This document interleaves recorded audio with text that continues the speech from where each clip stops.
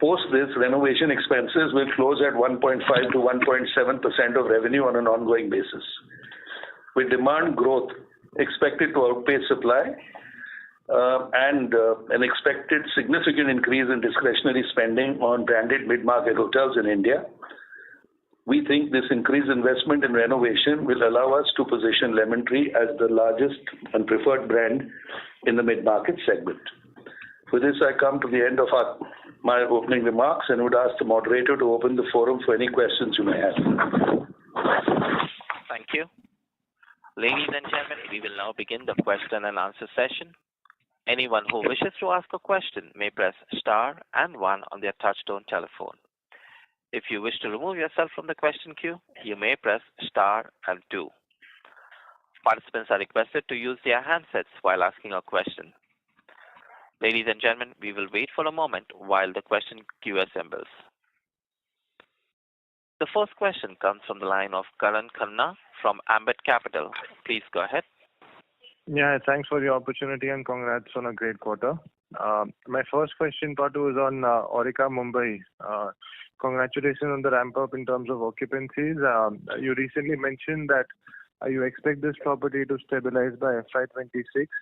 So what kind of RevPAR can we expect for FY26, and what, according to you, should be a sustainable growth rate for this property? And as a follow-up, for the Aurika brand, you recently decided to shut down operations at Aurika Coorg. So can you talk a bit more about, should we expect more Aurika branded hotels to be added to your own pipeline, given it's still a small part of your overall portfolio? Thank you, Karan. That's many questions. So let me start with the first one.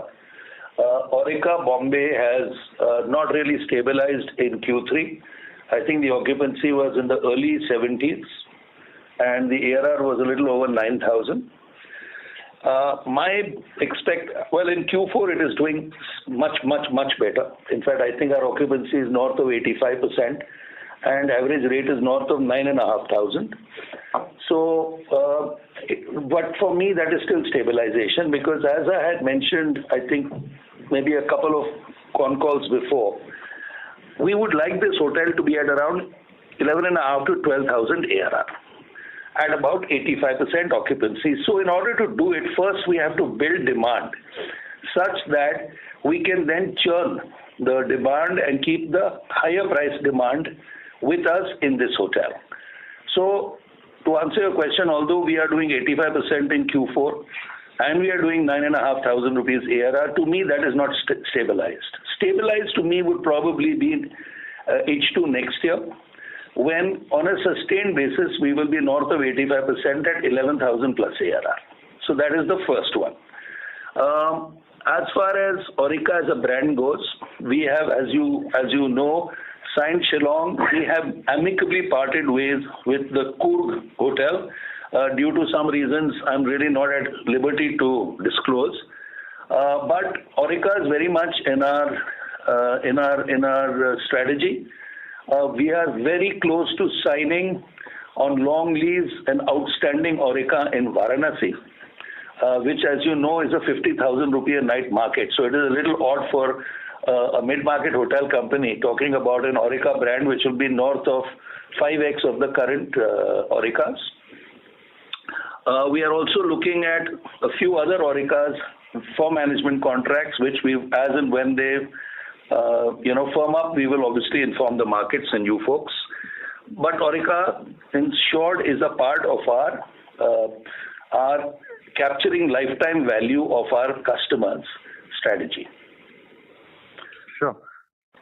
So thanks for the update, Patu. Just to follow up, on Aurika Mumbai, and in particular, we are seeing a lot more hotels opening in the entire Mumbai airport micro market. So with the new Navi Mumbai airport and new supply coming in that market, do you see that as a risk to, let's say, growth beyond the 12,500 rupee price point that you're seeing, or you're still quite confident that this market will continue growing at, let's say, a low double-digit RevPAR or possibly a high single-digit ARR growth?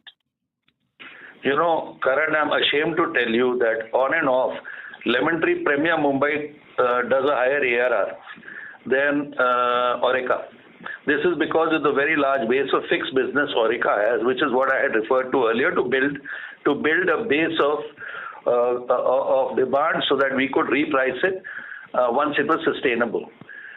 My view is the same as I had 12 years ago when India was at a far different place.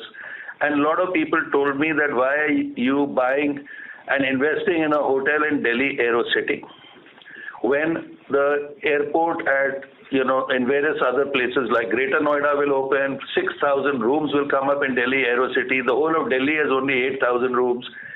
Isn't it highly risky? And I said, based on my experience about airport hotels in the major metros of any large economy worldwide, they have never, ever not absorbed supply. Delhi is the highest performing market, Delhi AeroCity. Although something like 3% of India's branded supply came up here in 1 year or 2 years.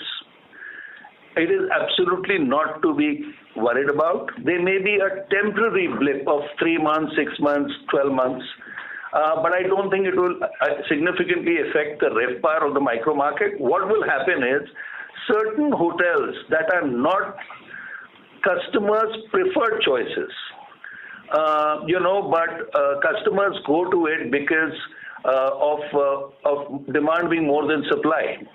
That type of demand will disappear, and there will be more availability in the branded hotels. I don't know if I'm making sense to you, but I don't see, based on my experience in airport markets, I don't see that really affecting Bombay, especially Bombay, I should say. Sure, this is helpful. My second question, given your ambitious goal of expanding portfolio to about 20,000 rooms by 2027, do you foresee any operational or other challenges that you may encounter in executing your growth pipeline? No. So I had said we would be 20,000 rooms in our 26-27 vision. But we are already at over 16,000, and I'm pretty confident we'll hit 20,000 in the next 12 to 15 months, signed and operational. Where I see possible slippages is that we have in this pipeline of signed converting to operational, there have been slippages when owners have, not been able to fund/finish their hotels on time. So that is the only concern I have. But as far as our growth goes, we have we are very gung-ho on the kind of demand we are seeing from asset owners in our space. There are something like 3 to 4 inquiries every single day. So 20,000 is actually a bit of an understatement. I think we'll do far better than that. Sure. And my last question, if you can highlight the benefits of renovation that you saw this quarter in terms of better pricing or occupancy, especially for Keys portfolio, where perhaps the delta for pricing should be a little higher. So I'll give you an example.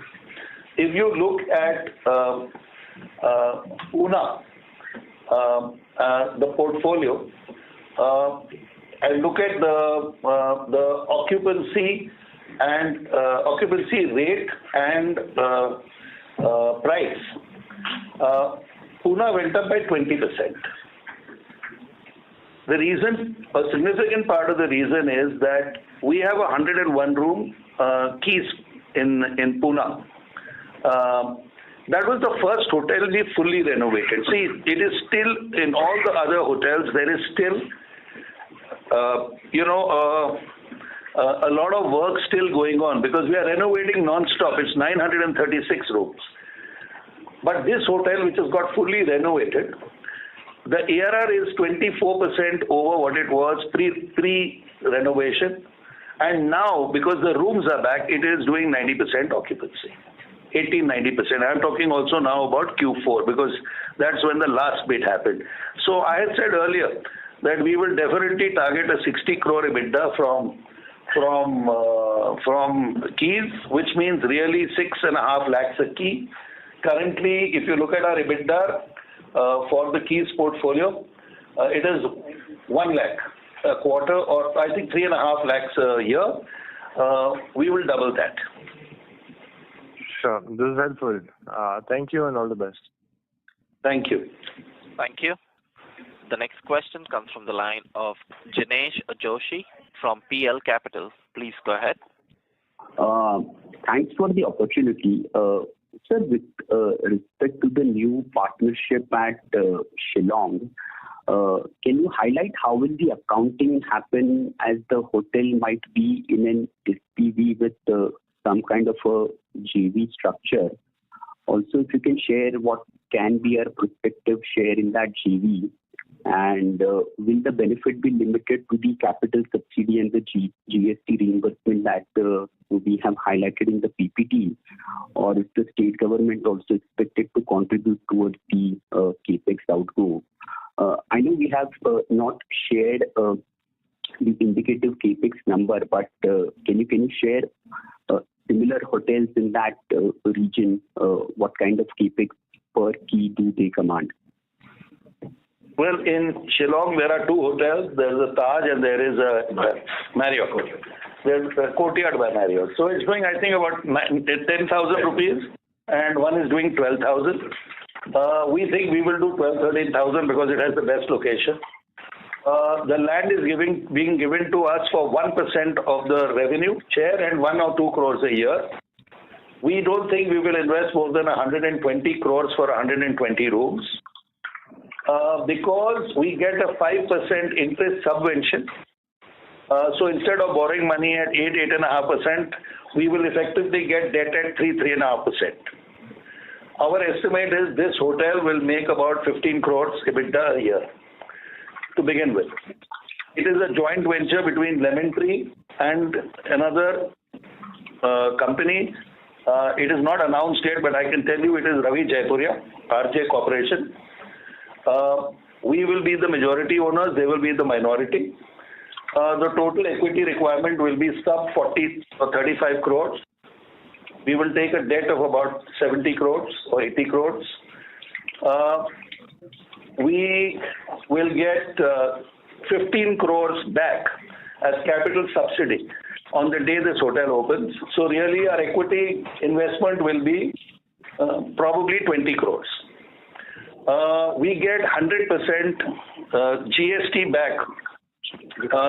One for 7 years, I think that's central and state is I think for 10 years. Yeah. So that means that if I add that to the EBITDA margins will be about 65%. And we think we will have our equity payback, both partners, within a year and a half.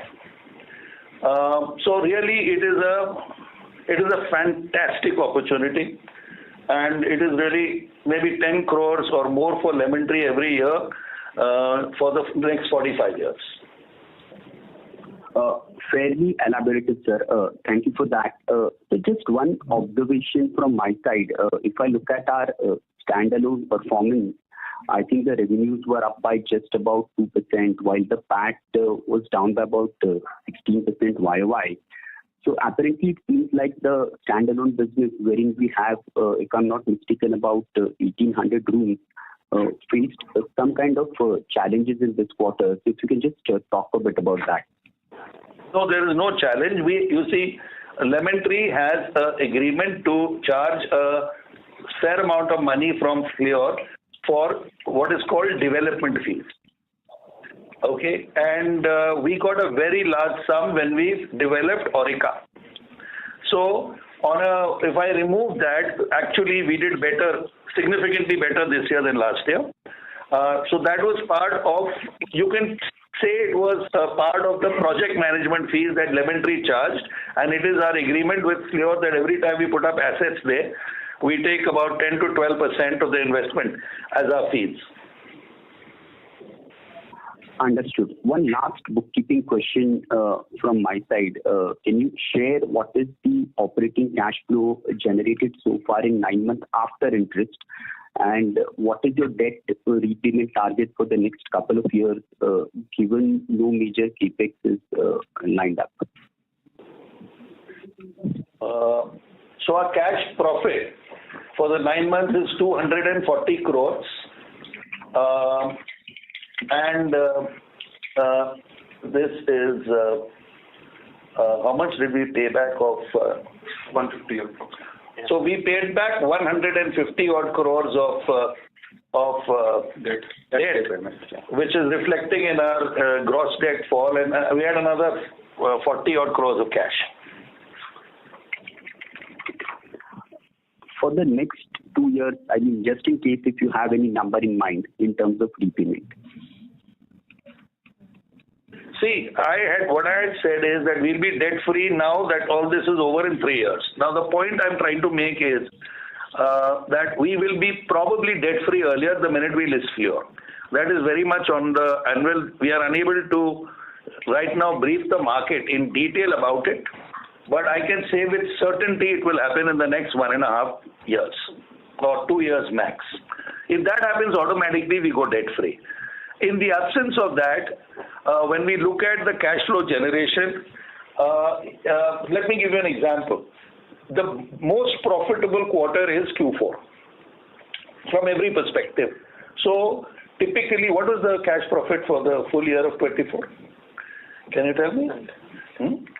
So just let me know that. So we think our EBITDA will increase significantly next year to this year, very significantly, and our debt to EBITDA will be under 1.7 by the end of next year.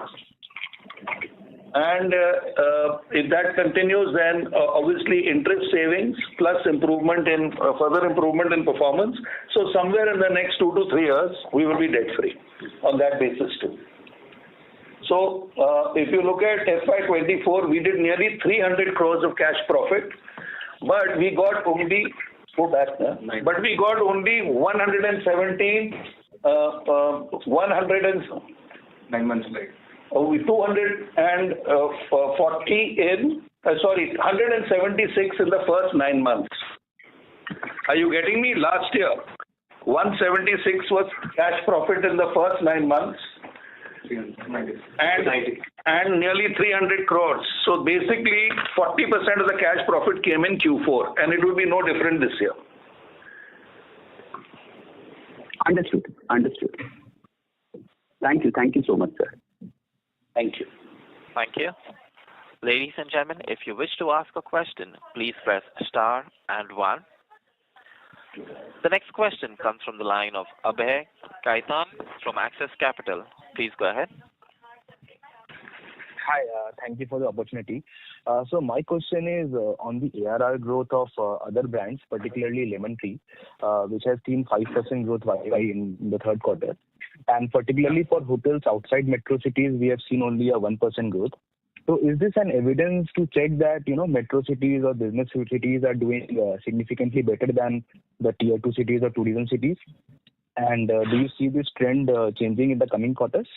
And a follow-up on that would similarly for, premium hotels versus mid-market hotels. Would you see premium hotels continue to outgrow mid-market hotels in terms of ARR growth, and when will it switch?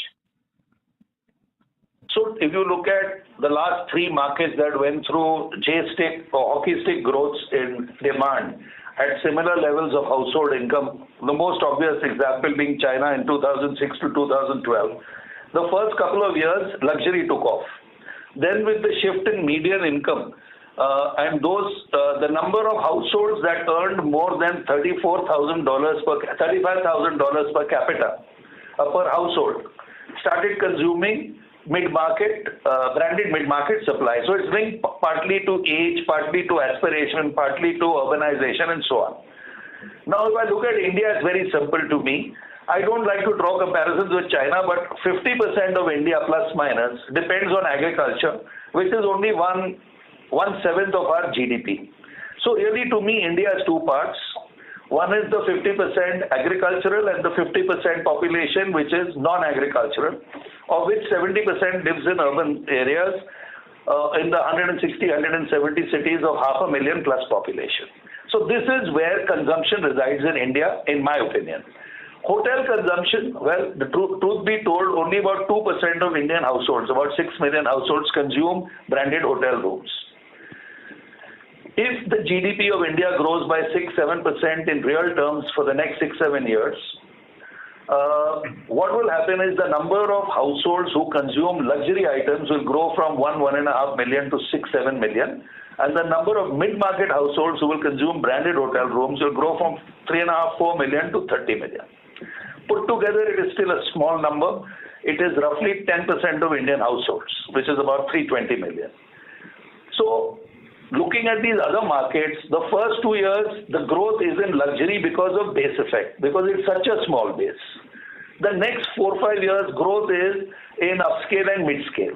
So, we are waiting for our turn. Obviously, this is a more price-sensitive market than luxury. I think India is going to follow something similar. In fact, somebody asked me in an interview once that, how do you tell this? I said the first indication is sale of SUVs, intent to travel and connectivity by 4-lane highways. It's very visible in India, very visible that the number of aircraft on offer are on order are 2.5x of current supply. Airports 138 are becoming 240. Runways are growing by double. It's all evident, it's all out there. So we are betting on that, which is why we are so aggressively going after tier 2 and tier 3 cities. Now coming to ARR growth, it is pyramidical or reverse pyramidical. The highest growth is in the deepest markets, and this is precisely because of the reasons I just told you. So if we'll say Allahabad price change as significantly, whether it's a 5-star or a 2-star hotel, as in say Pune. And will Pune change as significantly as Bombay? Absolutely not. But they all catch up over time. And the reflection is very simple. If the input cost or the cost to build a hotel room, including land, is lower in Pune, then obviously, and because that is partly because the earnings also per room is lower in Pune, otherwise all capital would flow there. So this is an automatic thing, so to speak, self-regulating. Sure. Thank you for this elaborate answer. So just as a quick follow-up on this as well, so is that the reason why in the current pipeline that we see mostly either Lemon Tree hotels or Keys hotels, but we hardly see any Aurika or Lemon Tree Premier for that matter. So do we expect this trend, or do we see some sort of pipeline coming in? You mentioned Aurika Shillong today, but apart from that, anything in Lemon Tree Premier that we can expect in the coming quarters? No, there is a fair amount of Lemon Tree Premiers even in the portfolio. But let me put it this way. The way Lemon Tree strategy goes is network. What I'm most interested in is future demand. If I say there are 160, 170 cities in India with 500,000 plus population, and technically I can put one hotel up in each of these cities strategically, the demand I capture out of these cities into other cities where we have Lemon Tree hotels or other branded hotels of ours gives us what I call is a competitive moat, which is a network effect which is very, very, very difficult to overcome. So I am just interested in creating a moat, building our brand and having a network presence which is in every single city where there is a consumer of branded mid-market hotels in India in the next 5 years. So that is our strategy. We are looking at multiple data sets. One is which 4-lane highways connect from which city to which city. As I think many of you know, there are 153,000 kilometers of highways in India. 50,000 are 4 lanes. And just FYI, this doubled in the last 5 years. Hats off to Mr. Gadkari. He has said he will double it in the next 4 years. Where are these highways coming? Where are the next airports coming? Which airports are going to have twice the number of runways? Where is the next set of commercial activity happening in India? It's visible through international property consultants talking about rented buildings, commercial buildings. Where are announcements of projects? We are looking at all kinds of data sets. We've created proprietary algorithms, and we are saying we want to go to these 20 cities next strategically and opportunistically to any of these 170 cities. So that's the way we are looking at it, and it's all asset light. But the minute Fleur lists, the question will then arise, because Fleur will be an independent company. And we think it will have a really solid listing, because we think its EBITDA will be $100 million when it lists. Here's the thought. Where will Fleur deploy its capital, especially if it is debt-free? So we will have certain principles, a hurdle rate of expectation. We will have principles of, what is the ideal optimum debt structure. which may be, at no point should the debt for new hotels be more than 2x of the EBITDA of old hotels. So it's a waterfall process. And beyond that, how will we allocate capital? Where will we distribute this cash flow that we generate? So these are many, many moving parts. But I am very sanguine, in fact, confident that in the next 2 years, the stock market in India will start seeing how all these balls in the air start playing together. Got it. Thanks for this. I'll stop. Thank you. The next question comes from the line of Raghav Malik from Jefferies. Please go ahead. Yeah, hi. Am I audible? Yes.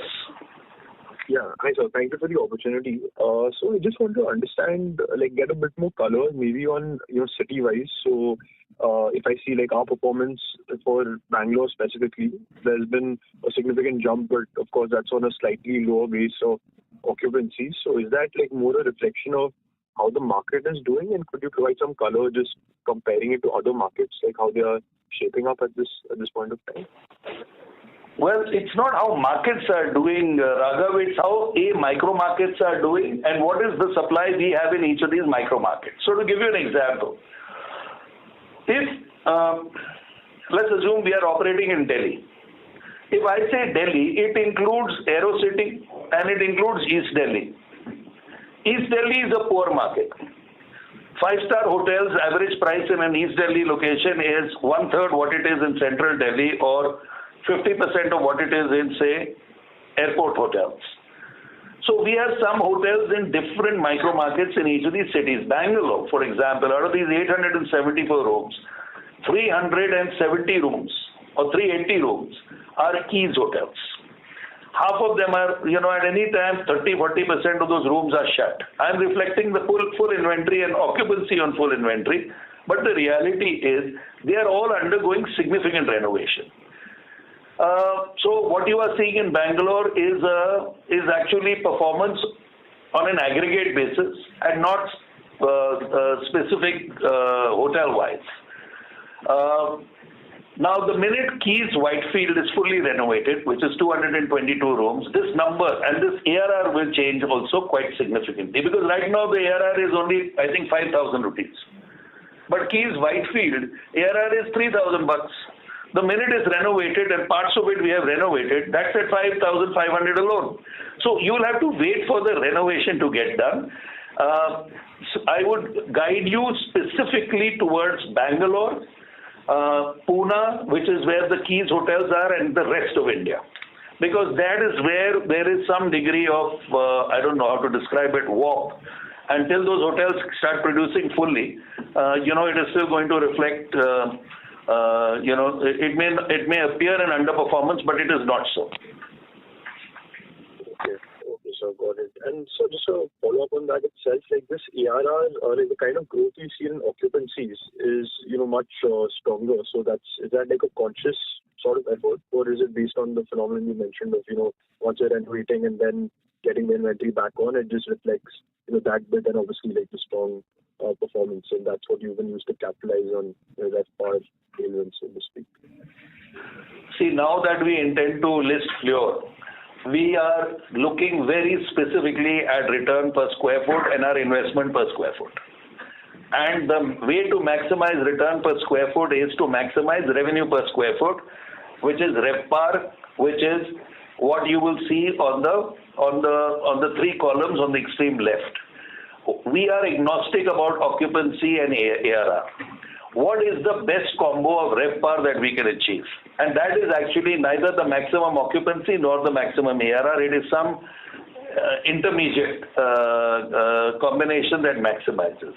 The other thing we are very cognizant of is we want to look at the GOP per square foot. So obviously, if the rate of growth of revenue is through utilization of rooms, then what flows through to the bottom line is contribution, because you have to account for variable cost. But if you increase the rate, then what flows through to the bottom line, depending on which channel is used, can be a higher or a lower number. For example, if your occupancy goes up due to OTAs, then you are paying some form of commission in the mid-teens. If your occupancy goes up because of another source which is 5% lower in price but does not pay any commission. That gives you a higher profit margin. So it's a combination of so many variables based on so many different sources of demand which you are trying to get to, which flow into your funnel. I would say broadly we look at only one thing, which is how do we maximize RevPAR in order to maximize our GOPPAR or our GOP per available room. Okay, sir, got it. That's very clear. And if I can just squeeze in one last quick question, just on pan-India kind of RevPARs, is there any sort of color or guidance that you could give us? Like, is the strong double-digit trend kind of continuing? Yes. But I want you to keep one thing in mind, that Aurika became a more or less fully performing hotel in Q3 last year. So there is still some base effect in Q3. In Q4 last year, Aurika, if I remember right, did occupancies in the mid-60s. So you will really see same-store performance in Q4, and I think I am very satisfied with how we are doing there. Okay, sir, got it. And you mentioned that they've stabilized in the early 70s already, so that's a great sign of this.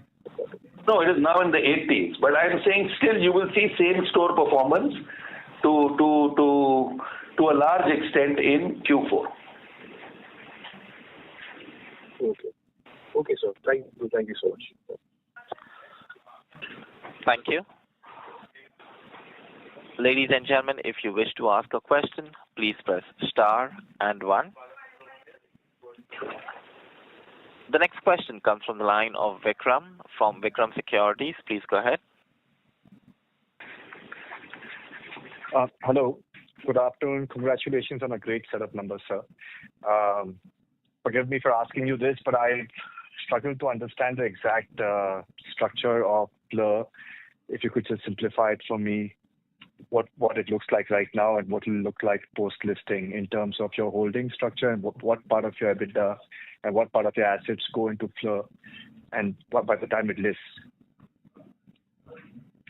So in some form or the other, in the most tax-friendly form, we would like all assets that we own to be in Fleur, number one. Number two, Fleur will then become a pure asset co. Fleur post-listing will raise, during and post-listing will raise some form of capital, and it will deploy that capital for the objectives as defined by the board of Fleur. We will continue to be very significant shareholders of Fleur. There are a few conversations within our company as to A, how should Fleur be listed? Should it be through a scheme of arrangement? Should it be through a direct listing? 2, what should the shareholding of Lemon Tree be in Fleur? 3, how do we ensure for the satisfaction of all shareholders that there is a Chinese firewall between how Fleur runs and how Lemon Tree operates? So Lemon Tree ideally should be a asset as a operating company, and it runs hotels in the Fleur portfolio. But how do we ensure Fleur is independent and if and when required can also go for other operators? So that is broadly where we are. I am summarizing it, but obviously our discussions are very, very advanced. And I reckon that in the next 3 months to 4 months, you will have a very, very clear defined picture as to what is happening with Fleur, what is Lemon Tree shareholding likely to be in Fleur, and when is Fleur going to list? So, right. Okay. So will shareholders enjoy will they have something in Fleur before? I don't understand how to ask you this, but what I'm going to say is... You are saying, will it be like ITC hotels? It could be, yes, it could be like ITC hotels, it could be like Reliance Jio, it could be like a simple listing. So let's keep the suspense on for a moment. So that's what I was worried about. We want to have a holding company discount. That's all. Yeah, but we would want the shareholders of Lemon Tree to get a massive upside. And I mean, I'm using this word very clearly, massive upside when we list Fleur. You just brought a big smile to us. Thank you. And secondly, sir, is about your directional on ARPUs. I know you give us some guidance.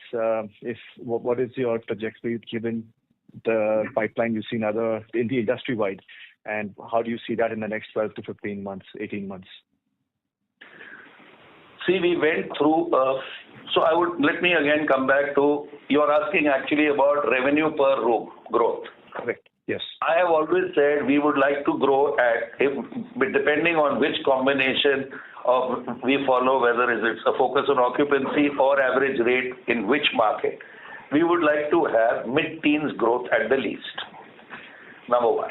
Number two, we would like to ensure that, you see, our cost structure went through multiple jhatkas, if I may say that, in the last 2 years. One is, I think our wage bill went up somewhat significantly. Number two is our investment in renovation went up significantly, which I blame myself for not explaining to you folks that it is a 3-year one-off of a catch-up on the 3 years I missed out due to COVID. But what is the intake? Our expenses went up. Now, going forward, what is the trend line for our expenses? Well, if I use the last year as a basis for the next year, I use this year for next year, it will be a far less increase in expenses than it was this year versus last year. And then the following year, it will be even less because our renovation will more or less be over. Therefore, my view is that if this mid-teens of RevPAR continues in plus minus 15%, and our expense increase is, much less than that, then you will have very clear visibility on operating leverage. So ultimately, we want to maximize EBITDA per room and EBITDA per square feet, and obviously, we would like to target north of 20%. Yes, just adding to that question, I think you're going a bit hard on yourself. You did explain to us very thoroughly about how your renovation plan was for, Lemon Tree. Was it Fox? What do you call it? But has that been done? Have you finished with that renovation of that portfolio? And if not, how much is left of it? Because I remember you saying that you would have finished it by the second quarter of this year, or third quarter. No. I said a significant portion will have been completed by H1 of this coming year. That is by September, October of calendar 25, with a little bit left over for the following year. And that we are sticking to. After that, we'll go back to routine renovation, which is why when you spend money like this, there's double counting, because you are seeing how much is our depreciation, 160 crores? Yeah. You're seeing depreciation as an expense of 160 crores. But actually, depreciation is a replacement reserve. I'm already spending that money under a different heading, which is called renovation. So depreciation for us is pure cash profit. And that's how we look at it going forward too. Perfect. Thank you so much. Thank you for that detailed answer. Thank you, sir. Best of luck. Thank you. Thank you. The next question comes from the line of Sumant Kumar from Motilal Oswal Financial Services Limited. Please go ahead. Yeah, hi, sir. So, can you talk about the Aurika ARR strategy from here, how we are going to grow next year? When we see the Mumbai hotel ARR, the Lemon Tree Premier and Aurika, almost at the same level. So from here, how much increase we can see with the product mix, customer mix changes, and how much is the pricing power? So let's split this, Sumant, into two parts. Take out crew, then look at retail and look at corporate. So I'm not getting into which is break, but crew typically is, less than $100 a room. So it's, maybe 7,500, 8,000 rupees. If you look at corporate, depending on the corporate, it varies from, say, 9,000 to 11,000. If you look at retail varies from, depending on time of the year and day of the week, from anywhere from 9,000 to 16,000. The reason why Lemon Tree Premier Bombay has an ARR equal to Aurika is because it has more of higher value and relatively and lower of lower value, less of lower value. That is precisely where we will take Aurika Bombay 2 also. Now, if I look at Lemon Tree Premier Delhi as the other airport city, we had a similar situation here. We had a large amount of crew, we stabilized it post-COVID, then we churned it, and today the ARR of Lemon Tree Premier Delhi in many days is greater than Lemon Tree Premier Bombay and Aurika Bombay. So this is an ongoing process. Once you build demand and sustained demand, then you constantly churn the portfolio to constantly remove lower price business and replace it with higher price business. And that is what we will do. And obviously, if we get more of retail at 15,000, 16,000, more of corporate at 10,000, 11,000, then the ARR target that we've set for ourselves of 11,500, 12,000 is very doable.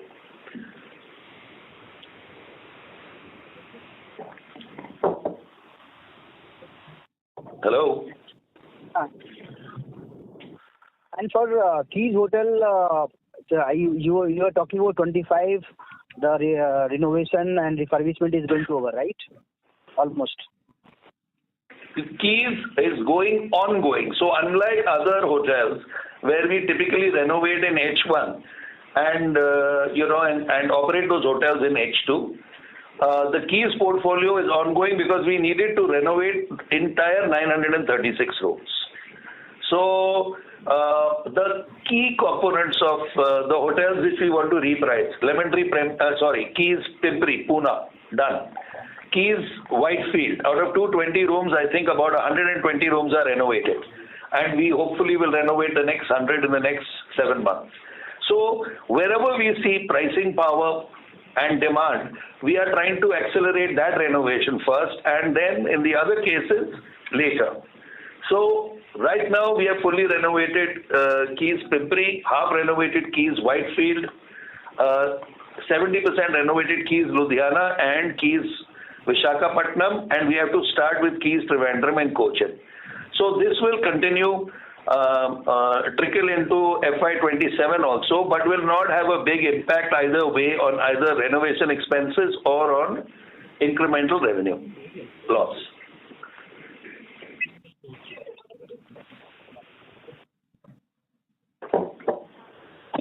Yes, sir. Thank you. Thank you. Thank you. The next question comes from the line of Kunal Lakhan from CLSA. Please go ahead. Hi, good evening. My first question was on the 6,000 keys that we plan to renovate.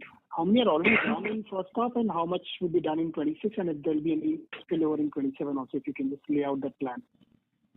See, of the 6,000 rooms, the 670 rooms of Aurika require no renovation, nor the 140 in Udaipur. So that's 800.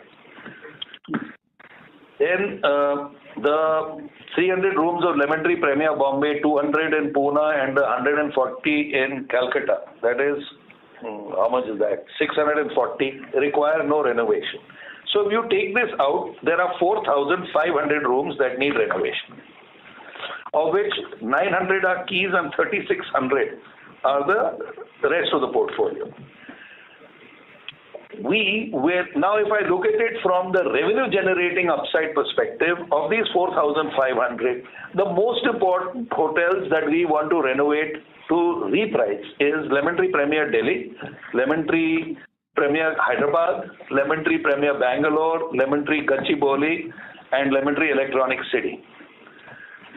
We have renovated 70% of these hotels, including public areas. So we are renovating also on where we think we can extract juice earlier rather than later. Am I making sense to you, Kunal? Now, of these 4,500 rooms, this year I think we renovated roughly 1,300 rooms. Last year we renovated about I think 1,000 rooms. And we have another, so of these 2,300 rooms we've already renovated. Some are still going on. So by the end of this financial year, it will be probably 2,600, 2,700. The high-value hotels will all be renovated by next year. A few hundred rooms will be left with a low-value, I should say, refurbishment, which will basically be keys in Cochin, keys in Trivandrum, and so on and so forth, which will continue into FY27. Does it make sense, what I said? Yes, Patil. Thanks so much for laying out the plan. Okay. So my second question is a related question on in terms of yes, there'll be an uptick on the ARRs post this renovation, and which will have a direct flow through to the margins. Where do you expect your margins to be post this renovation on an annualized basis? 60%. Yeah. Why not? Why are we doing it? Sustainable basis. Yeah. Okay. Understood, sir. Thank you so much. Thank you. The next question comes from the line of Prashant Shirsagar from Unived Corporate Research Private Limited. Please go ahead. Congratulations on an excellent set of numbers. I just wanted to ask you a bookkeeping question. What is the gross debt on standalone and consolidated basis and the net debt on the sheet? What is it? So console is 1760 as of 31st December. That's the gross. Yeah, gross. I'm talking about gross only, and standalone is 300. 300. And net debt, if you can give us a figure. In console, you have a cash of 70 crore. Yeah, so you 70 crores less. 70 crore less in the console. Yeah. Yeah, okay. My second question is on Aurika Mumbai. You said that you expect in H2 the real stabilization, H2 of FY26, real stabilization of Aurika.